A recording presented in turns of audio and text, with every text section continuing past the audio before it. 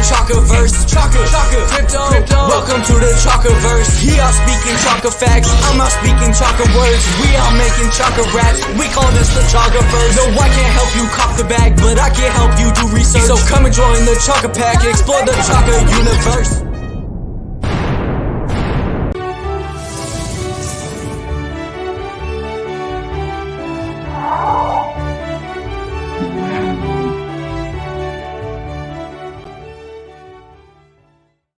Hey, what's up, everybody? I'm Chaka Crypto, and this is the Chakaverse, where we cover crypto news, NFTs, the metaverse, and everything in between.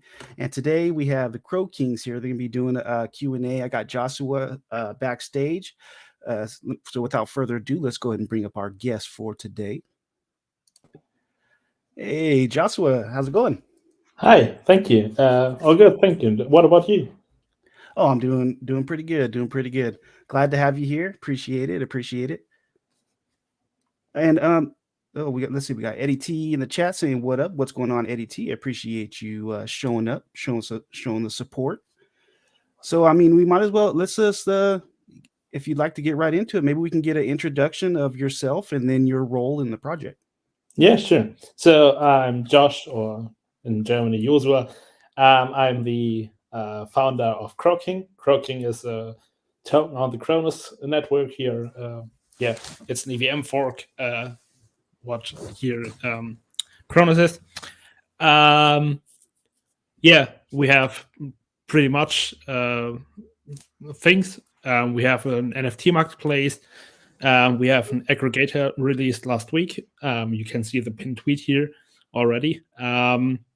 We released 6,002 NFTs in total, 2 collections with 3,001 each.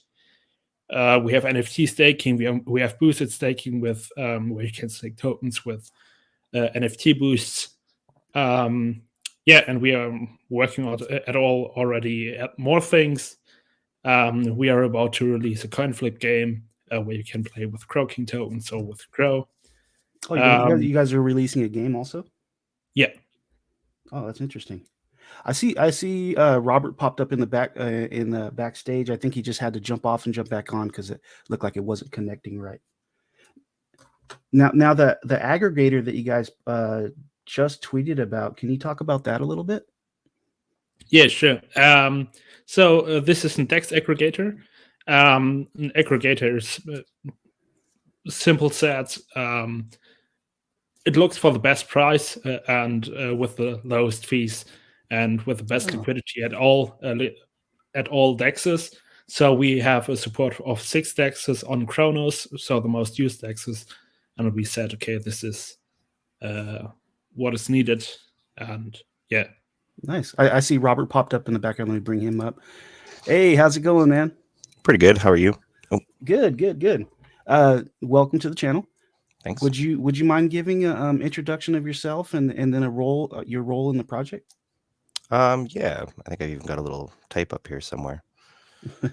But my name is Robert Hebert. I'm the CTO of Croking. My primary job is to help design sustainable and interactive ecosystem components, as well as our play to earn ecosystem stuff, such as our play to earn game in our metaverse, our future metaverse world. That's my core portion. I do spend a lot of time managing our Discord community as well, and I was the one who set that server up, and I keep it running. And obviously maintaining ties with external parties and stuff, and trying to form partnerships and get to know other people within the space. It's one of the things I do a lot of. Nice. Have you ever done YouTube before? Have you been on YouTube before? No, not like this. Oh, well, I appreciate you joining and letting me jumping on my channel. Excuse me. It's a pleasure. So, I mean, we can talk about the project, maybe how it started, where it's at. Joshua he was going over just the basics of what the project has to offer, but maybe we can talk about how the project started, what got you guys into crypto, the beginning, the middle. I know you guys get up to you guys had a migration to V2, talk about that, and then where the future goes. The floor is pretty much yours. I'll ask questions as we go along.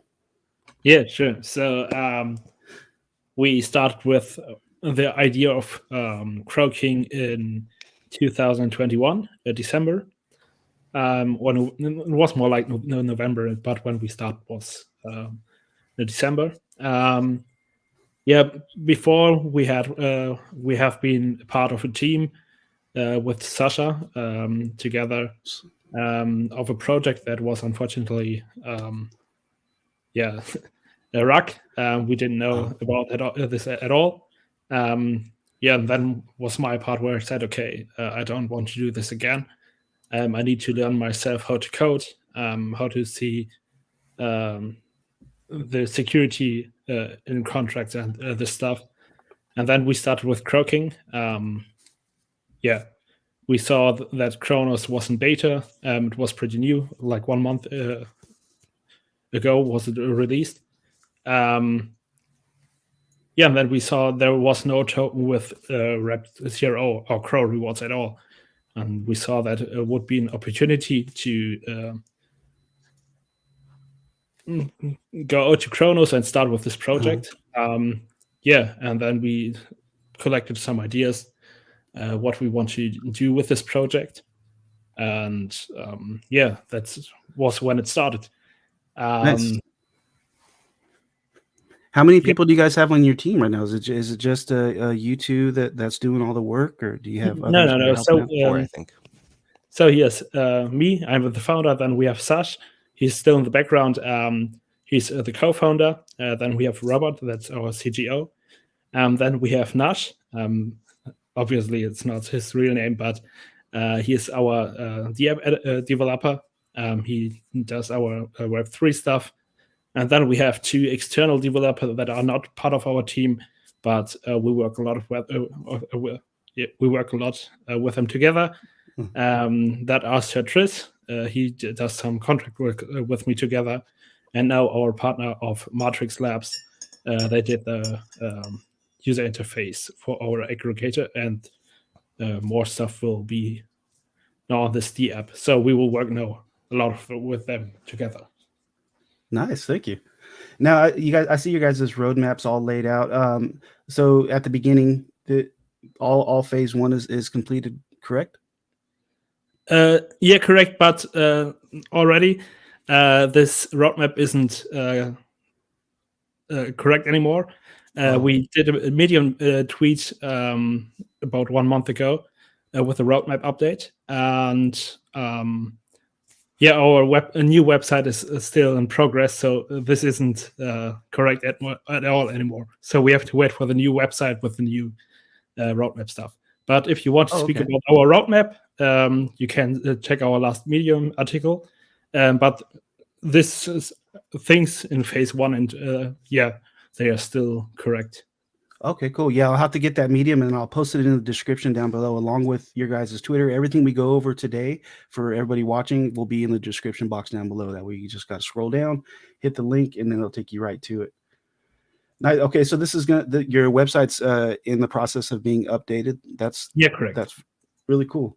Now, as far as your the tokenomics of let's talk about the migration first. I know you guys recently migrated. Can we talk about that a little bit? Yeah, sure. So when we started with our project, we have done our contract. It was an auto distribution rewards token with tax of 10%, 12% on buys and 15% on sells. And yeah, we since it was auto distribution of the rewards, the gas fees have been really high, and we said, okay, if we want to implement our token in our ecosystem or on other stuff, then we need to migrate the token. So we decided to get to lower taxes with 7% on buys and 10% on sells. With a higher liquidity fee on buys to get this more sustainable. And now the rewards can be manually claimed on our D app. And since we don't have to do a lot of transactions with auto distributions, the gas fees of the transactions with Croking are really low, like 1.3 Crow. Oh yeah.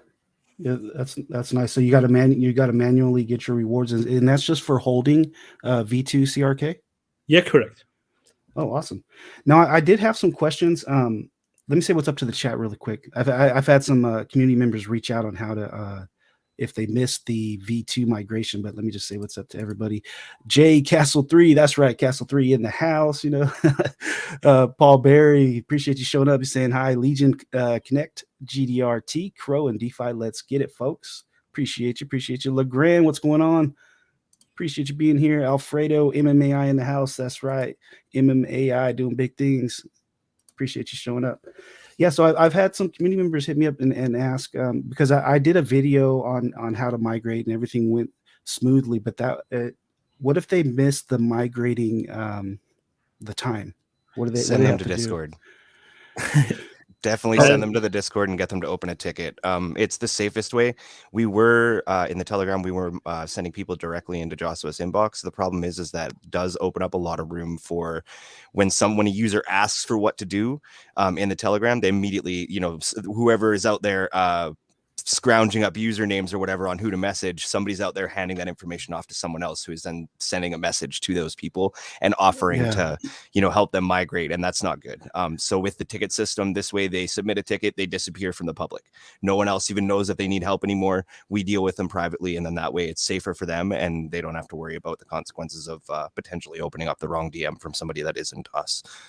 Awesome. And that's always the best thing. Go straight to the source. You know, don't leave the third party out. Can you guys talk about what the process is? Okay, say if I still had some V1 CRK and I open up a ticket, then what would I have to do? What information would I have to give you guys? In this case, you have to send your wallet address, and we don't ask for private keys or seed phrases.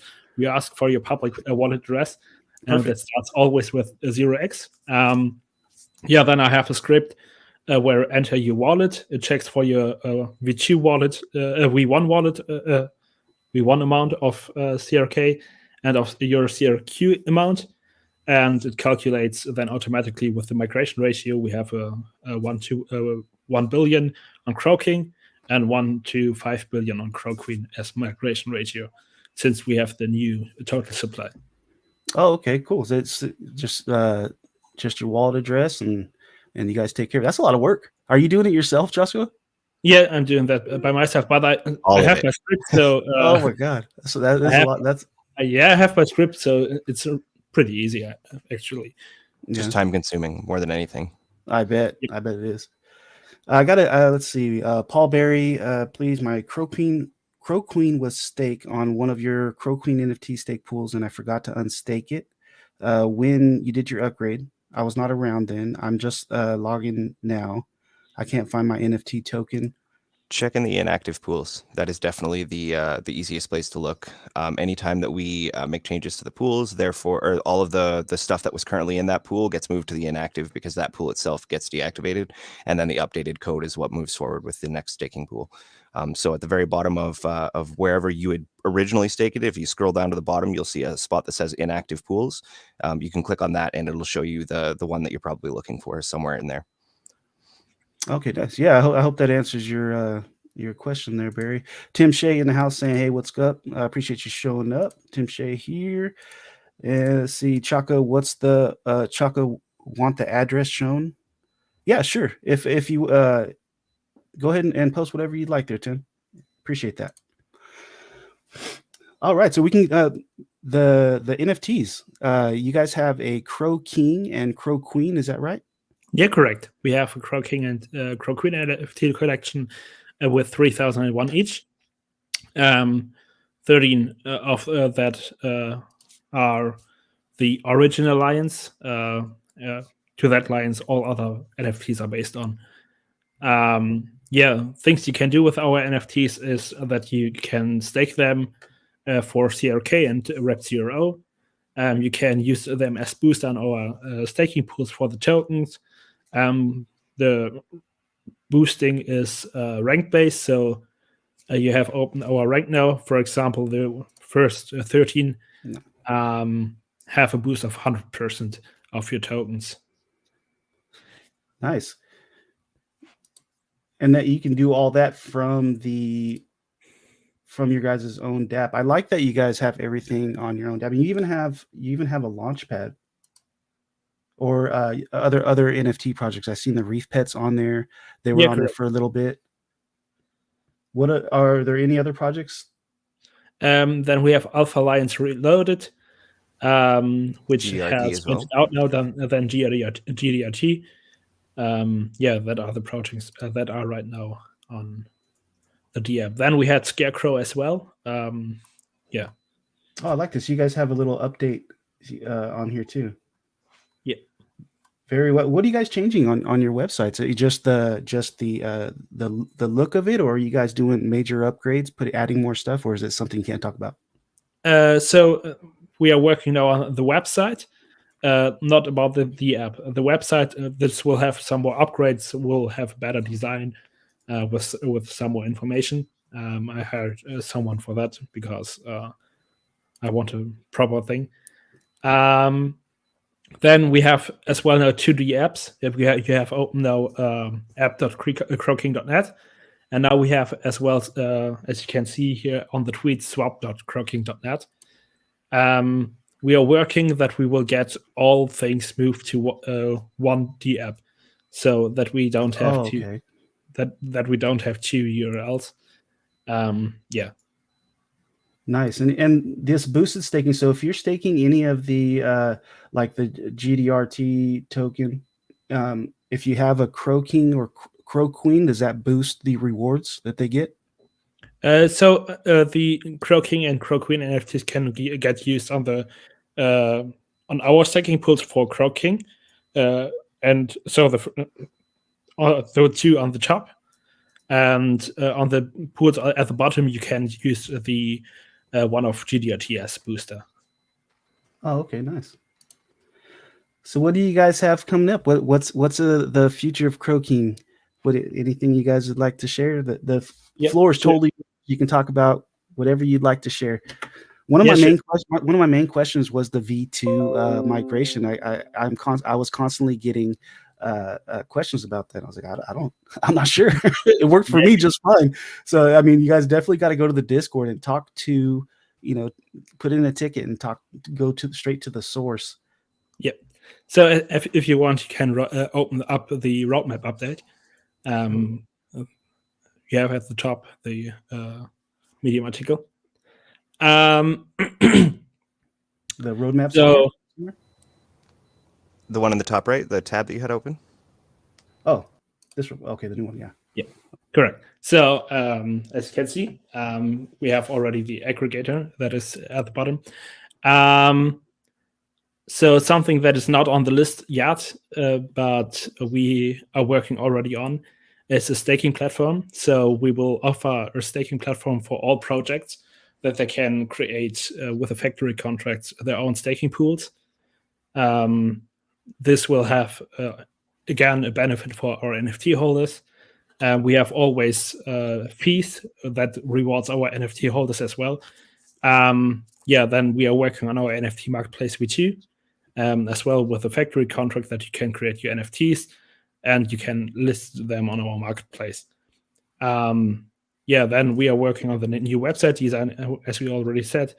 Then we want to offer the Launchpad not only for NFTs, but as well for tokens. For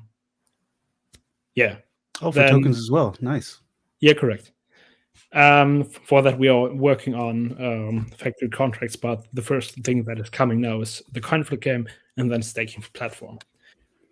Should be around March or April. Then the Lux skill-based game platform, I said already, the coin flip game, and we plan in future to create a bridge to other chains like Ethereum and BC. Oh, that's what I was going to ask. The tokens that you're going to allow to be on your Launchpad, is it just going to be Chronos, or are you guys going to venture out to allow like Ethereum projects to launch there also? We will get used to that. We will have all products multi-chain.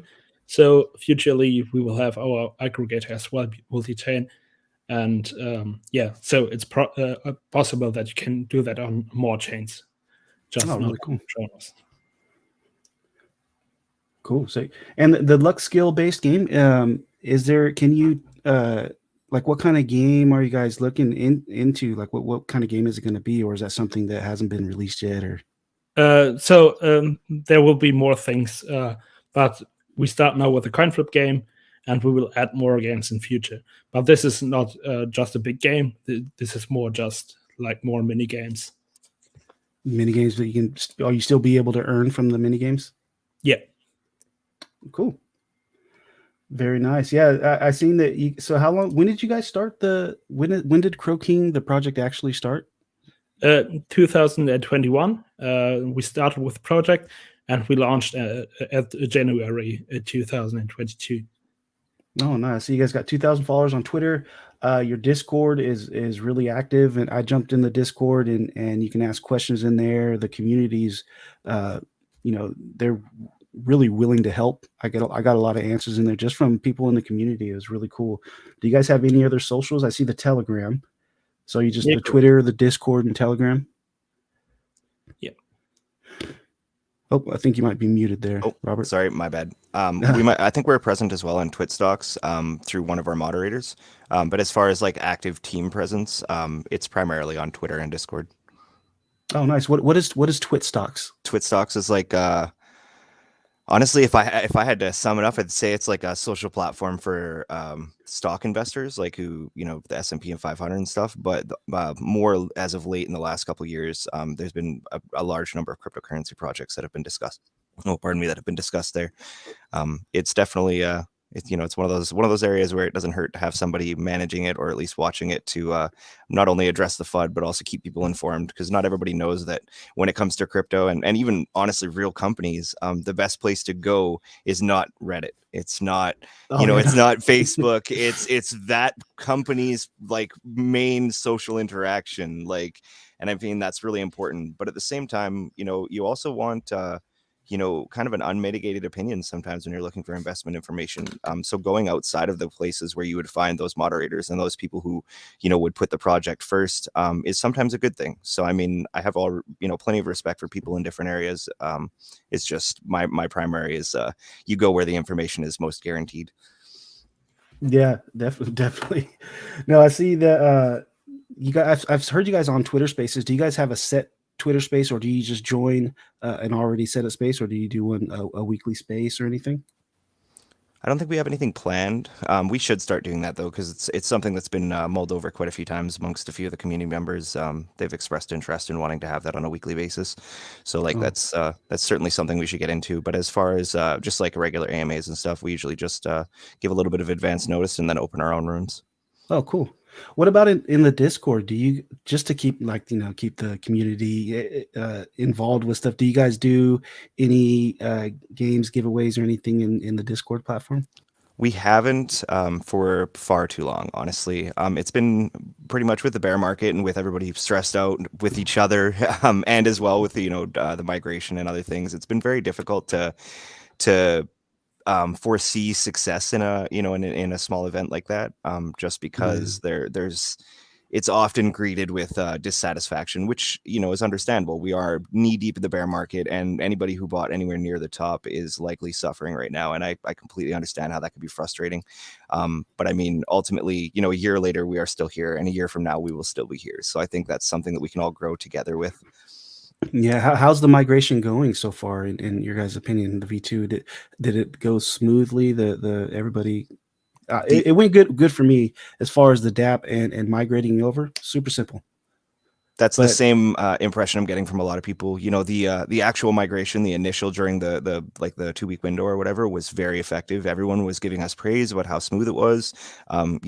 Significantly smoother than a lot of other projects who are much more well known than us even.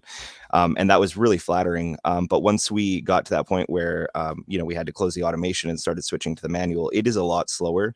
And a lot of people have had things to say about that, and I can respect that. But unfortunately, Joshua is one man, and he is the only one who can actually do that, right? Because he holds the keys. Yeah. So it's been a slow going process, and there's definitely been some disgruntled people. But I mean, it is what it is, and it's something that we're making a priority. So nice. Now, just this is just me asking: is there, why did you guys switch from the automation to the manual? Gas. Gas. Okay, so It's all about the gas. all So about the gas fees. Okay. our new contract is a lot more efficient as far as gas fees are concerned. But one of the biggest issues that I think from our original contract was the fact that whenever rewards would went to go or would be like filling up in the buckets, so to speak, to be distributed, there was a large amount of that was being wasted in gas for those people who were holding exactly 7.5 billion, or like those ones who are holding the minimum amount, whereas with the manual claim, this allows for a person to be able to continue to accumulate, right, until those the gas fees are outweighed by the rewards, right, and then there's an actual incentive. Because if I have if I have 1.1 crow worth of rewards to distribute to someone, and it's going to cost 1 crow, then that 0.1 is going to look really sad, right? And that's the because it was automated, we didn't have a choice at that point, and now that it's in manual, it's a lot easier. Oh, okay, I understand. We also messed around with the taxes to make it more of a spendable token, so that way we can build more utilities around it, which will be, I think, dramatically better for us on a development end. Yeah, and I see you guys have the Matrix Labs. They helped you build the site.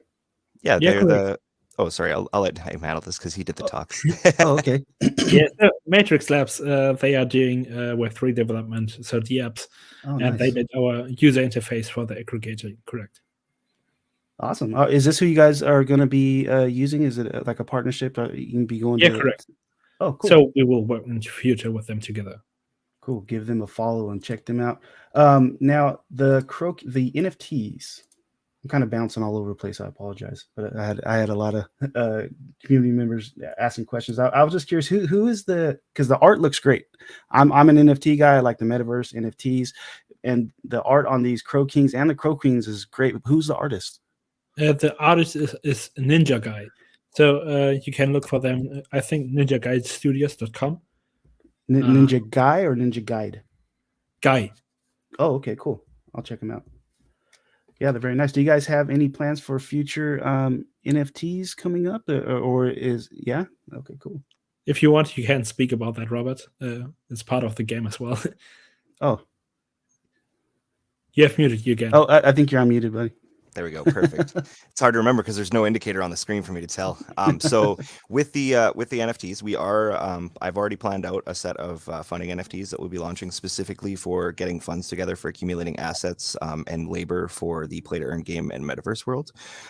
They are planned out already. I'm working on some of the art for concept. I'm pretty sure I'll be the one making the NFTs for it. As far as the artwork is concerned, I'll be using AI to generate it. That's a skill that I've picked up over the course of the last few months, and I've gotten very good at it. And I do believe that AI art is something to be appreciated as long as people are honest about it, because I do know that that's something that gets a lot of flack lately, especially with the number of people who are slowly, it's coming out that their art was in fact made by AI, but they just didn't bother to tell anyone. And that feels kind of like a cheat. It's one thing to have respect for the technology and think that it can produce amazing things. It's another thing to want to abuse it. So I think that'll give us some very crisp looking NFTs. But the primary concern for me is that I would like to have those NFTs be represented as 3D assets. That way the funding NFTs can actually be used directly in game. And it also gives me some initial assets to start working with to start creating like, advertisement content and to really give people an idea of what Crow Brawl is actually going to look like. Oh, so it's called Crow Brawl? Yeah, actually, in the if you want to swing back up to the roadmap thing up there, there's a little section that I had Joshua add to it. It should be near the bottom. Something about, P2E development right there. So pretty much from there on, right? No, sorry, go up a little bit. Right where it starts, P2E game development. Pretty much from there down is what I wrote for Joshua to throw in there just to give people an idea and also to give them kind of a preview of what I'm working with or what I'm working on. Really cool. And I'll like I said, I'll put this medium in the description down below. But I did hear you say metaverse world. Yes. Yeah, absolutely. You gotta tell me about that. That sounds interesting. So I play a lot of Ark Survival Evolved. It's probably my favorite game. And that's the core principles behind that game is you go out, tame dinosaurs, build a base, defend your base from other people, go out and acquire resources from potentially raiding, from whatever it is that you're doing. The idea is that you have a digital world where, much like most of the enjoyable games that we have, you can interact and play with other players and form bonds and potentially break ties. And with that, it's been a large portion of the inspiration behind my planning for our metaverse world. And I say metaverse world because you can't actually build the metaverse. It's a misnomer that a lot of people don't understand about the metaverse, is that it's not an object or a platform or anything like that. It's something that already exists out there. Batman, Mega Man, it doesn't matter. Anything that is fictitious isn't being created in the minds of humans is basically it exists in that digital space, or it has the potential to exist in that digital space. So for that reason, I say metaverse world with the intent of us one day integrating that world into a greater metaverse with other projects and with a much larger goal in mind. And I am actually working on a background project that kind of ties all that together, with Croking and many other projects, all building towards one ecosystem where, in theory, you would be able to walk through a doorway and you would end up in another world, whether it's going from Croking to the hub to some other person's project world or whatever it is. The point is that it will exist cohesively as one whole metaverse, as opposed to many of the centralized attempts that are currently being pushed forward as true metaverses. Yeah, and I think that's the misconception these days. When people hear metaverse, they're thinking it's going to be like, even take the movie Ready Player One, for example. That was still one project that made that single metaverse. There's in Ready Player One, I'm sure there was plenty of other projects that had a metaverse. That one was the main one that kind of took over. It's not just everybody makes a metaverse and they're all in the same place. Yes. Now, and to that note, if you would like a little more sorry. info on that particular subject, I will share that with you. It's the 7 Rules in the Metaverse. It's a beautiful article. It doesn't cover everything, but it covers a lot more than you'll want to sit down and deal with in one sitting. But it is a very nice article that just kind of goes through all of the reasons why I think that we need to do better than the iterations that already exist. It's also worth noting that the World Economic Forum in January, I think it was January 23rd or 22nd, they released a massive PDF explaining or dictating what they perceive is interoperability in the metaverse and how it can be monetized, and how they can make use of it. And I'm all for innovation and change in the greatest way that's possible, and I realize that they're the ones with the resources to do it. However, I fear what our world looks like when that sort of technology is only in the hands of those with the power to manipulate it. So I would like to see us get in front of the technology and create something cohesive around the metaverse that exists beyond Bill Gates or any one entity. And I think that's really important. So it's definitely there's a fire under my butt right now. Hey, that's good. I'm all about the metaverse. Now, on your metaverse platform, I know you can't talk probably too much about it because it's not out yet, but are there plans for advertising, other projects being able to advertise in there? Are you guys looking for that kind of revenue also? And also, are the NFTs going to be able to be used in that metaverse? So the NFTs will absolutely be able to be used in the metaverse. Particularly the funding NFTs that come out, as long as I can have them attached to 3D assets, those assets will be as playable characters within the play to earn game. And then moving forward, when we finally get there, they will also be accessible in the metaverse world, because I think that's very important. I mean, pretty much anything that can be a 3D asset that you could control as a character should have the opportunity to be used within the metaverse. And as far as marketing is concerned, I think that's more something that would be oriented around the framework itself, outside of Croking. Croking will be more of a game experience. The only real true thing that will make it a metaverse will be the fact that it is, or that will make it a metaverse world will be the fact that it is integrated into the greater metaverse, right? The majority of the experiences that you have therein would be more akin to something like a PvP game, where you go around and, you and your fellow compadres decide today you're going to protect a caravan that's on its way to, the castle or whatever, and you're going to get paid to do that because the people who are trying to rob it are going to make money if they successfully rob it. So the king's paying you, a ransom to do that sort of stuff. And there'll be many interactions like that are driven on creating an in-game economy that benefits the users, but also allows for that level of gamification that people truly do enjoy. The same thing that you would expect when you start playing a AAA title, but in an environment where at the end of the day, when you're done there, you can go to Farmville or whatever, you walk through the gate and go do your farming and stuff for the end of the day, and make sure you're getting all your staking rewards by collecting them manually and all these things, because that,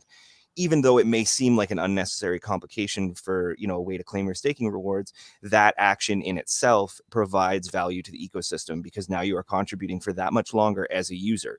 And, when you hear people talk about things like, Sandbox has 1 million average users or whatever per month, like that sort of stuff, that comes from those sorts of interactions. That extra 10 minutes that somebody threw in to grab the, to grab stuff from his staking rewards or whatever, that contributes towards that concurrent users, because if somebody else shows up sometime in that 10 minutes, now you've got 2 concurrent users, right? And it adds obviously on top of itself, but that's really important. And also because I don't want to see people earning in the same sense of passiveness as before. I'm all for people having passive earnings in a sense. That's what our ecosystem is built about, but we have enough of that. I would like to see in-game people putting in the effort to actually contribute towards the ecosystem, to drive the market, itself, right? Have an actual player-run market that is driven by value, and value that people can appreciate because they're actively gauging that value and evaluating it throughout their experiences, right? Yeah. And I think that'll make a big difference between a lot of the chat platform metaverses that we're growing used to.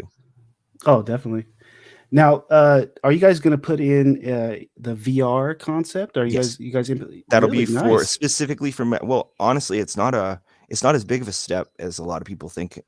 If to go from a non-VR game to a VR game, totally, that could be a wild adventure. But to have VR pre-built as a forethought, like as something that you pre-planned, it is a lot easier to adapt that infrastructure and add the VR and the XR afterwards, right? Because that's the problem is a lot of people, there are a lot of projects and companies, they'll build these things almost like, with the objective of building this strong foundation, right? But when you have once you let that cement pour and it dries, that cement you can't just go back and change that. So I think it's really important that when you are laying down the cement, that you have everything that you need kind of in place. So that way, we won't lead with VR. It may be a while after the first iteration before VR actually exists, but it will already be baked into the way we build the ecosystem. So that way we can actually just have, somebody can just put on the VR headset, and now all of a sudden the only difference between what they were doing before and now is that they can visually see it and they can interact with a different controller style. Right, as opposed to needing to completely revamp everything, which could be extremely destructive to our game mechanics. Cool. Yeah, I don't know anything about what goes on the how difficult it would be, but it sounds like you guys are already ready, set to go. Well, it's a priority, if not ready. Oh, your priority, yeah. Now, if you're in the chat and you have any questions, right now is a good opportunity to maybe get some answers for your questions. And Crow Brawl, that sounds like it might be some kind of player versus player fighting game. Is there anything released on that besides the Medium that you can talk about? That's pretty all the info that's out. It's on that Medium article. But the gist of it is, if I was to summarize it, I try to do a good job of making it sound all markety and exciting in the post, but please take the time to read it afterwards. It's probably going to do a better job. But what I envision is basically a mix between a kind of a Super Smash Brothers / like top-down shooter. So you would have alternating scenes. So your front scene would basically be Super Smash Brothers, right? So you're looking at a side scroller. People are fighting side by side. If you were to enter into a building, then once you enter into the building, then it's top down, right? So you use your mouse to aim and you look around and shoot and so on and so forth. And then when you go into the next back layer or out of that building, you're back into the side scroller, right? And that the idea is that it'll be like a battle royale style game with those mechanics. And I think that is something unique that this space hasn't seen yet, or gaming in general hasn't seen yet. And I think I'll enjoy it. So I'm expecting a lot of other people to enjoy it too. That sounds really cool. Any chances or any ideas of having it on a mobile also, or is it just going to be on PC? I would like to. Ideally, I would like to. I thankfully, working in Unreal Engine, I do have the luxury of pre-building everything at the same time. So while I am in the process of working on, a game that was meant for the computer, I can also have, automated portions of Unreal Engine, kind of making that, like dumbing it down, so that way it's accessible on the on a mobile phone. It doesn't work for everything, so I still have to, kind of mess around a little bit to see what the final result's going to be. But my end goal is absolutely to make it as accessible to people as possible. Absolutely. But it will be a downloadable game. Oh, it won't be a browser game. Nice. I like the downloadable games because I mean the browser games are cool, but they tend to just be glitchy sometimes, depending on your internet connection. Well, they don't have the hardware requirement, or they don't have the hardware accessibility either, right? Because yes, it's you can use it on all kinds of devices, and that's great. But what's not great is that you can't have, like, for instance, I'm working in Unreal Engine. Most of the assets that I work with are such high fidelity that they almost look like they're real life. If I wanted to use those assets on the phone, I would have to dumb them down until they just about look like, like Final Fantasy from back in the day, with all the weird geometric shapes for their body parts and stuff. Yeah. And that's not ideal. So it's one of those things that that same experience happens when you try to do that in a browser game, right? You don't have access to the computer's full resources, and that is very frustrating, and that's there are workarounds for some things, but I'm not I'm not a web dev by any means, and so everything I've had to learn has been in Unreal Engine. And as much as I enjoy wearing lots of hats at one time, I'd rather stick to the hats that I'm most qualified to be wearing, and that's kind of where I'm at with that. Oh, definitely. So I'm assuming, is the metaverse built off Unreal Engine 5 too? I love Unreal Engine 5. Absolutely. Everything. Nice. If you hear about anything from me, it's either going to be Unreal Engine or it's going to be built using Unreal Engine and Omniverse. Omniverse is basically NVIDIA's attempt at trying to provide infrastructure for the metaverse without officially saying that's what they're doing. And it doesn't fill in all the spaces that I'd like it to, but it does provide some additional tools that we didn't have or accessible to us previously. And it's mostly all free, which is really important because, working with a low budget, it's incredible to see the amount of things that you can actually get done. Like, it makes me very happy. Yeah, Omniverse. I done a video on that project. You guys are watching now. You can go back and check it out if you like. Yeah, Unreal Engine 5. I really enjoy the way the graphics. That it's great. It's great. So well, Unity's getting there. Unity is it? Getting there for graphics. They Unity 3D, I think, was released in the last year. Really? It is definitely on their way. Like, they are trying to keep up with Unreal Engine, and I don't dislike Unity, but just the fact that Unreal Engine has pretty much been cutting edge since, like, we started envisioning the idea of cutting edge for video games, and they've always been there. I don't ever remember a time where Unity was on top. And so for that reason, I try to pick the horse that I know is going to win. And I mean, they've already provided all the learning resources that I required in order to get where I am. And I mean, I'm going to stick with that. Yeah, it means a lot, like, to me anyway. Yeah, when I think Unity, I think of the mobile games. Like, I want to say maybe Clash of Clans or something like that was Unity. But and Farmville, stuff like that too. Lots of browser games. The cartoony looking. So the Unity 3D sounds pretty interesting. Yeah, you can get just about like MetaHuman quality. If you're familiar with MetaHumans, those are from Unreal Engine. They were like one of the first things that I was like, oh my God, I can do this. But they do have to the point now where they can produce high quality images and have 3D stuff that is great. But they don't have nanite and they don't have lumen, and they don't have dent. And like, this is so nanite is basically for handling poly count. You can basically have as complex an image as you want, as long as it is static. It doesn't matter. So I can put 1,000,000 chairs in an image and have it span across like 1,000 light years, and it'll barely affect anything compared to how it was handled before, where you had to like be really stringent about the number, like your poly count, and making sure that you didn't make too complex of an image because that would affect other people's resource capacity and so on and so forth. And then lumen is used for handling like the lighting, the reflections, and making things very, very nice, and it does a great job of it. And then dent is procedural procedural destruction, so you can have meshes and objects and stuff that can get destroyed based off of a procedural algorithm that really it just displays it in a way that looks nice, but on the back end it's just simplifying everything that we would have had to put so much effort into. And I love things that can simplify stuff without compromising on quality. Yeah, that's really cool. I'm looking forward to both those games. Both those games. Sweet. I really wasn't expecting the Crow Brawl to be built off Unreal Engine 5. That caught me off guard. When he said Unreal Engine 5, I was like, oh, I wasn't expecting that. I was expecting more of the old school Unity type of style game. Yeah, not me. That's cool. That's good to know. Your NFTs, are they all minted out already? So the kings and queens are, and Joshua didn't mention it earlier, but I try to remind everybody because I honestly was super proud of it. When the Crokings minted out, they minted out in under 24 hours. That was 3,001 NFTs we got out in under 24 hours. That's awesome. That's super cool. And then the Crow Queens, they did take longer. I think it was like 48 to 72 hours, Joshua? Yeah, right? About 48 hours. Right. And I mean, you think about that.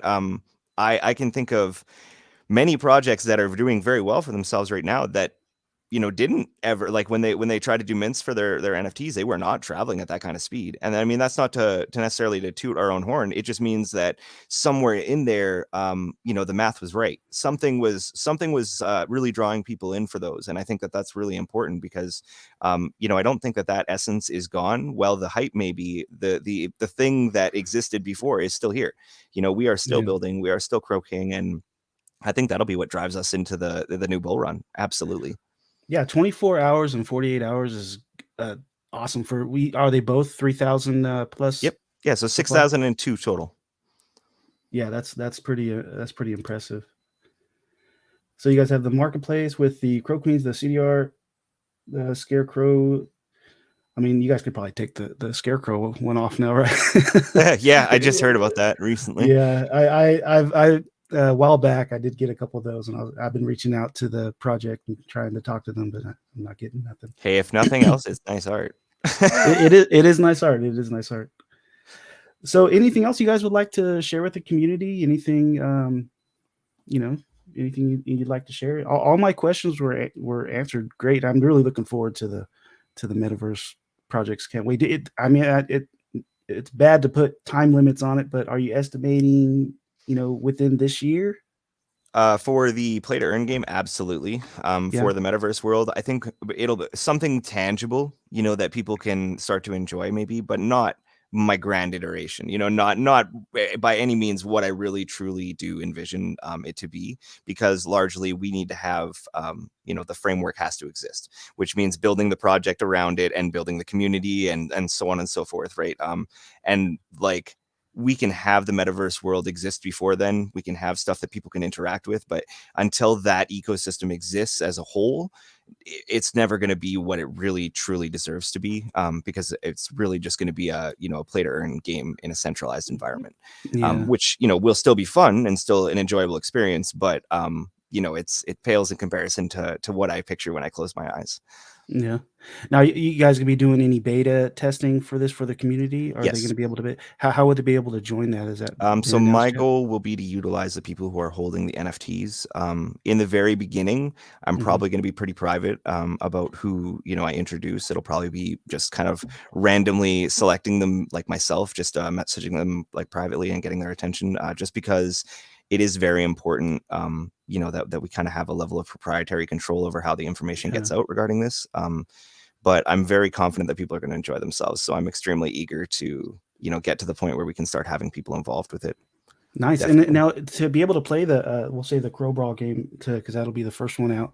Do you have to be a holder of CRK or just anybody can play? Oh, not at all. My goal will be though to for the play to earn aspects. I think I'd like to potentially tie that behind NFTs. So in the future, and I've already talked to a couple of our partners, I would like to offer to have their characters or their avatars as playable characters within our game. And the idea will be that if you're holding, or if you're playing as one of these characters, whether it's one of ours or one of somebody else's, then that enables you to be able to earn. Right. Otherwise, you're just a free to play player. You could potentially earn other, aesthetics within the game, because there will be two currencies, much like most centralized games. You've got your paid for currency and you've got your in-game currency. And the in-game currency, everybody will be able to earn. But as far as pulling money out of the ecosystem, that's only going to be available to people who, have already contributed to the ecosystem. Nice. And that was kind of a good segue to Don's question here. Can you talk about any upcoming partnerships, if there is any? Yeah, sure. Yeah, go for it. Yeah. So we have 2 upcoming NFT projects that are about to launch on our NFT marketplace again. Then we partnered now up with Matrix Labs, since we will work together in future. Yeah, and we are looking forward to collaborate with more projects as well. That's awesome. It's nice to see that you guys have plans for. That's always great to see that, and you guys have some pretty big plans from what Robert was talking about. For the gaming side of it and the play to earn side of it. Can't wait for that. Where do you guys see this project in 1 year from now? Where do you hope this project is in 1 year? Everything that's coming up. I'd like to see the ecosystem itself really taking shape in a way that doesn't have everybody questioning what we're doing. It's very difficult to be able to show everybody kind of how the pieces all fit together without giving away the secrets. And that's something that I think a year from now we won't be looking at. I think a year from now it'll be a lot more people going, oh, I get it now. It makes sense. And that's something obviously that would benefit us greatly, because confusion in the crypto space is not a good thing. But I mean, you kind of have to balance that. You have your proprietary secrets and you have your willingness to be open with your public. And when those two things start to conflict with each other, it's really hard to say, no, I can't give you more information, but also say, trust me, bro, like it's going to be okay, and that's nobody wants to hear that. But also, if we were in the Web 2 world, and I know we're crypto and I'm happy to be here, but if we were in the Web 2 world, you guys wouldn't hear anything from us. We would be so quiet, and we would have never told anybody anything. And the white paper would have been, this is what it is. And that would have been the end. Right. And that's not something that we want to display, because obviously we're in Web3 for a reason. But I think it's important to remember that, like, we're not, a $250 funded project with an infinite number of developers and so on and so forth. So everything that we do, we have to carefully consider. We have to be very deliberate in the things that we do, and even small setbacks that that we might even have not seen as really that big of a setback could burn us down, a year from now if we aren't careful. And so that's something that makes us, I think, move a little bit slower than some of these crypto projects, is because we have to be considerate of the future, but we also have to be considerate of things like, for instance, I live in Canada. I'm next door to the SEC. Right. Yeah. So we have to be very cautious about what we promise, what we deliver, and how we do it. Because, maybe we are only, we're at what, 500,000 right now market cap, but at our all-time high, we were at 16 million, and that's a number for them to start kind of batting an eyelash at. And had we have, performed, continued to perform at that level and potentially continued to grow while the SEC starts, picking battles with additional projects and stuff, there's potential that we could have been, under fire for that. And so it's very important to us that, in the process of all of this, we are being cautious legally, and trying to maintain that thin line between innovation and being out of control, because at this point, we'll never reach a point where we're quote unquote out of control, but we would like to sit on the edge of things moving so fast that it could be perceived that way. It's just, we don't want to be doing that and endangering our investors at the same time, or myself for that matter. Yeah, definitely. Joshua, what are you hoping this project is in a year from now? So my plan is to release the things I've mentioned already. So the staking platform, NFT marketplace, and the things that will get automized. So I see Croking as an ecosystem with that is multi-chain and that can get used by projects. And that's my goal now for this year. Nice. And then we Raspberry Crypto, appreciate you showing up, has a question. Will CRK be listed anywhere other than Crodex? So on a decentralized exchange, we don't go to other exchanges, and we are in talks anyway with some centralized exchanges. Anyway, we don't know if we will go to list Croking over there, because the contract of the centralized exchange will be excluded by from rewards, and if we have liquidity there, people could buy on the centralized exchange without any fees, send the tokens over to cold wallet, and then they would receive rewards. So some things really does make sense. So it's definitely possible to get listed on a SEX, so a centralized exchange. But yeah, we have to see where we can get listed. So if it's a big exchange, definitely we will use this opportunity to get a bigger community.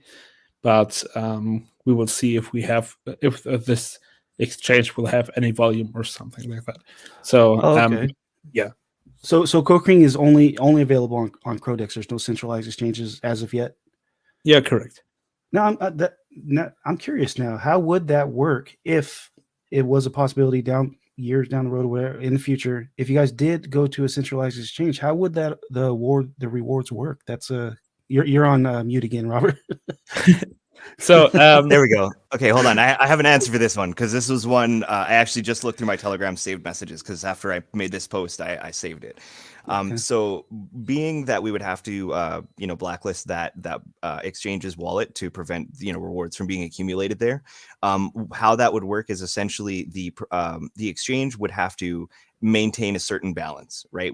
Okay. I don't know exactly what the balance would be, but there would be X amount of CRK that would be there.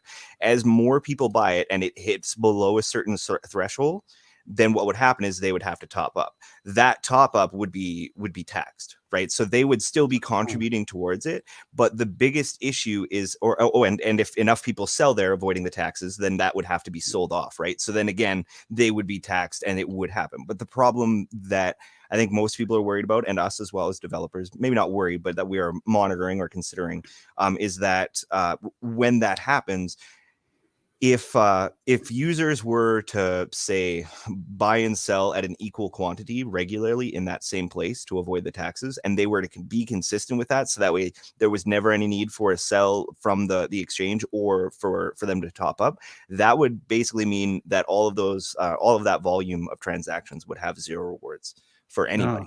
Yeah. Right. And that's not ideal. So it is kind of a situation in that sense. But I mean, I think I do think it's a situation that kind of levels itself out in the long run. Sexes make it a lot more, centralized exchanges make it a lot more accessible to standard users and people who may not necessarily, have the level of expertise required to be able to access a DEX. And so for that reason, I think that would be really incentivizing. I just don't know if it would be, if that exposure is worth the amount of potential volume that could be, extracted from that. Because if enough people determine, hey, I'm going to make more money if I transfer my token and then sell it on the exchange to avoid the taxes, like if enough people determine that is the way to go, then that could be the route that everybody goes, and if everybody chose to do that, the only time we would be seeing the benefit from that is when the exchange decides, okay, well, we need to sell off our excess, or we need to top up more, and that could come with a very large transaction, which could be, look at this huge set of rewards, but we don't get that transaction if they balance each other out. Nice. And it's nice to see your community. You got the CRK community coming here strong. That's really cool. Good people, very good people.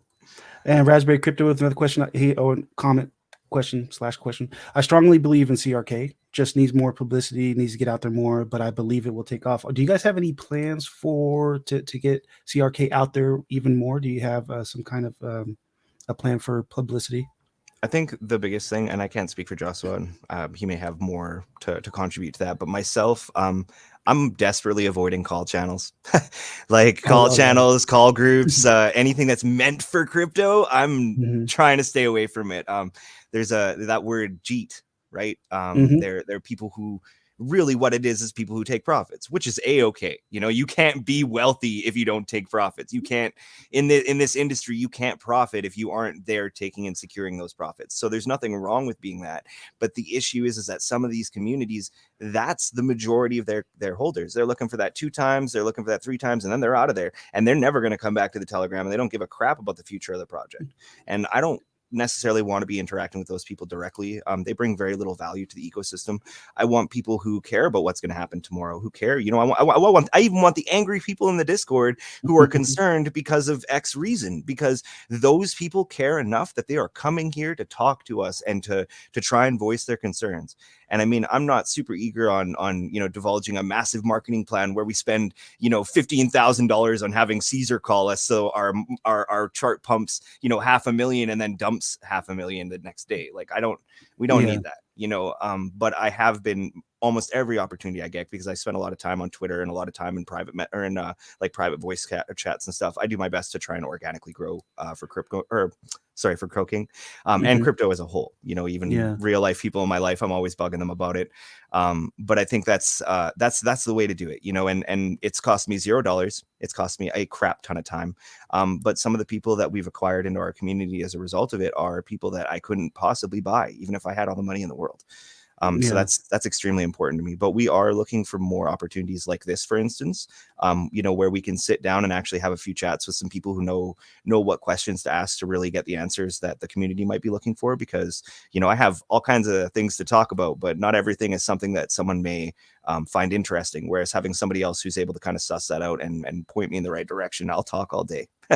Yeah, just like there's multiple metaverse projects out there, and some are offering billboards to advertise on. Have you guys ever thought about something like that, going into another metaverse and just putting up a Croking billboard or something? So I own land in some places and I have been considering it, but I bought those land because my plan was to flip them. Once I realized that the metaverse that I had bought them for was not really a metaverse, it kind of just deflated to me. And I've mostly just been looking down on them with like a desire just to flip them, as opposed to make use of them, just because I don't want to support those projects, because I feel kind of like they're lying to their investors. But at the same time, maybe that's the route to go, because that's something that I could do. I could create the 3D assets myself, pay to have them minted onto the property, and and have some marketing that's perpetual that's put up there.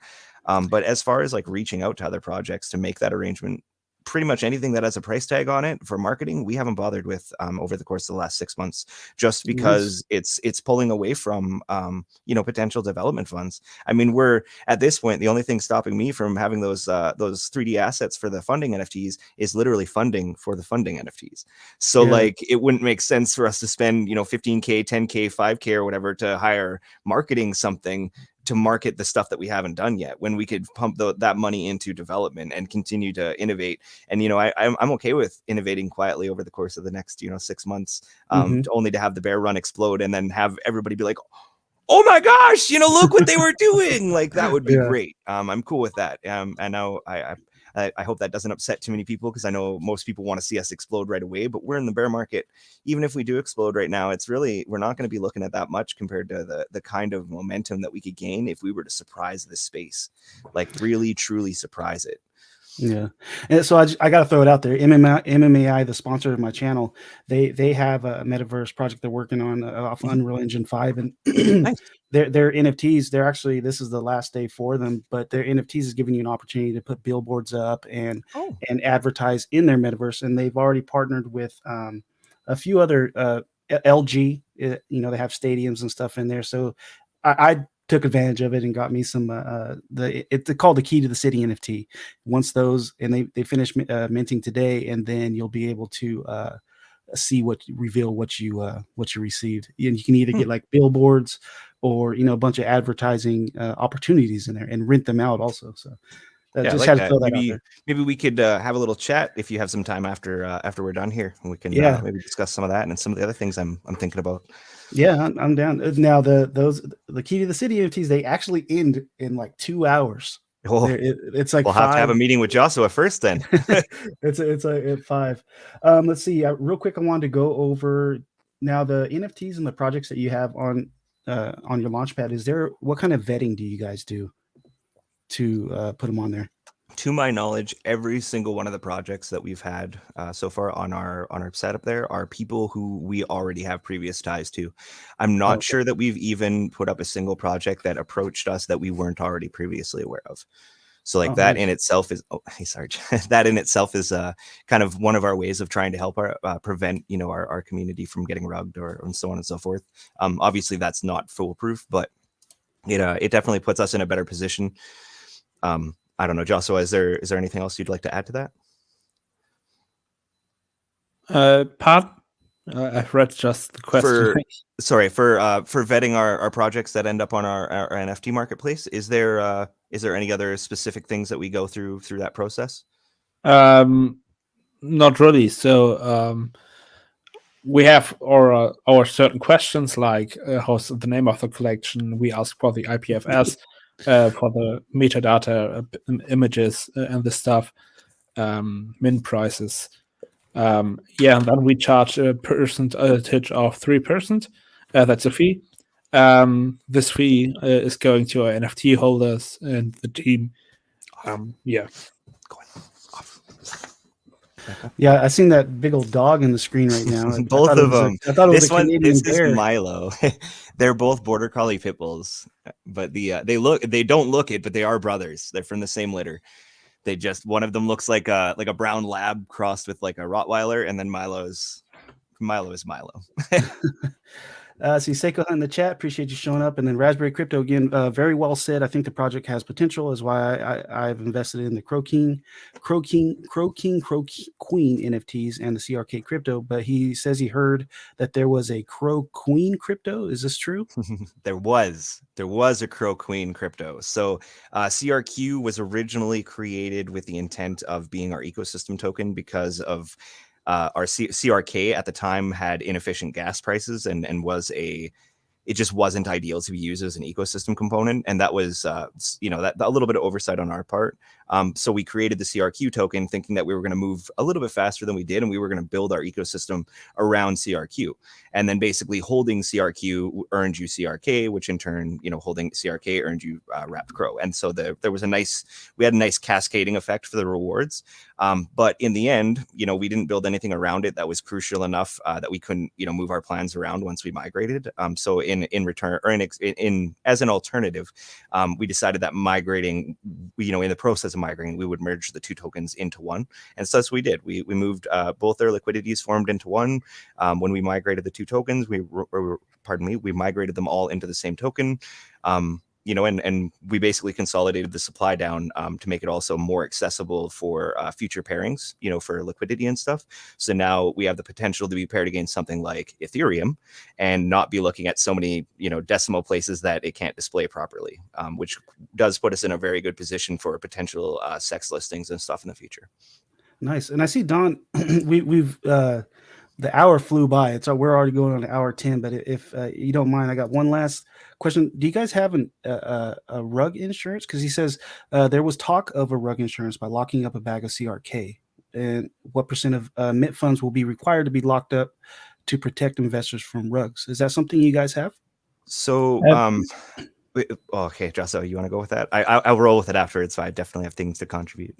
Yeah, all right. So in future, when we have projects that will buy Croking tokens, 80% of that will be locked. This is a thing we will do with the projects if they want to distribute CRK to their holders, like GNRG does, or they are doing Rep 0, but ReefPets did it. When they have been our partners, they distributed CRK. They can stake it, and the staking rewards can get claimed and get distributed to the holders, but 80% of that will be locked, and 20% will be unlocked, holding from their team. Oh, okay. Nice. So just to add a little bit to that. So I don't know if I've gotten Josso to completely agree to it yet, but my goal or hope is to see this process automated. So when somebody is deciding that they wanted to list, an NFT project on our marketplace to be minted out, there would be some sort of, spot that they can say, whether it's 40%, 20%, or whatever amount that they're going to use of their mint funds to buy CRK to lock up. That would be an automated process instead of having it manually locked up and someone saying, yes, it's locked. And, the words being said, but no proof happening. I'd like to see that set up in an automated smart contract where once they click confirm and they write that portion with their wallet, then all the process goes and it becomes out of their control, because then it doesn't leave any room whatsoever for somebody to change their mind. It doesn't leave room for, somebody to become compromised and all of a sudden now the rest of the NFT holders are messed up or something. This way it secures it. And another reason is because it actually serves then as a genuine lockup for CRK.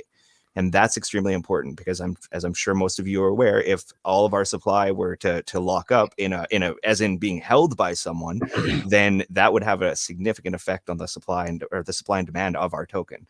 And so that's one of those things that I see as a kind of a utility, or not necessarily utility, but a feature that not many people are really recognizing the true value of. But I mean, if you think about it, if from here on out, if project after project after project were to come into our marketplace and lock up X amount of CRK, eventually we would get to the point where the price would have no choice but to go parabolic, because there'd be no supply left for people to be able to access it.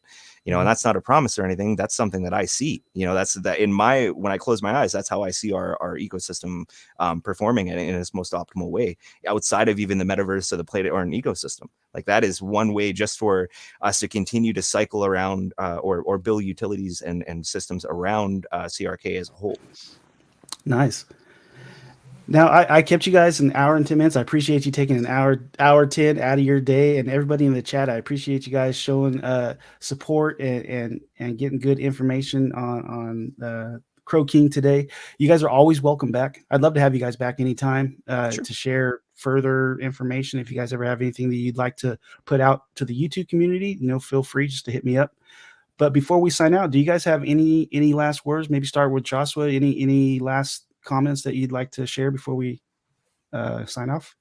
Yeah, sure. So I just want to mention again, if you're some new people who doesn't know Croking, just join our socials, Discord, Telegram, Twitter, check the newest updates. Glad to have you here. Awesome. I appreciate you. And I'll have all their links in the description box down below. Robert, any last comments? Just thank you all for coming and stuff, and definitely thank you to you, Chaka, for having us, and appreciate you working around us and us having the opportunity to work around you. I know there was some delays and stuff, but we're here, and this was a pleasurable experience. And honestly, if the opportunity is there, I'd love to be able to come back and have a chit chat with you for sure. Cool. If you guys just want to come and hang out, we don't even got to be talking about crypto. We just I do that too. Whatever. Yeah, man. In all seriousness, I'm home 16 hours a day. I work from home. I made the move to Web3 about 1.5 years ago, and this is where I am every day. And I mean, I can't guarantee I'll want to talk too much not crypto, but yeah. If it's something technology based or animals potentially, you can have my attention forever.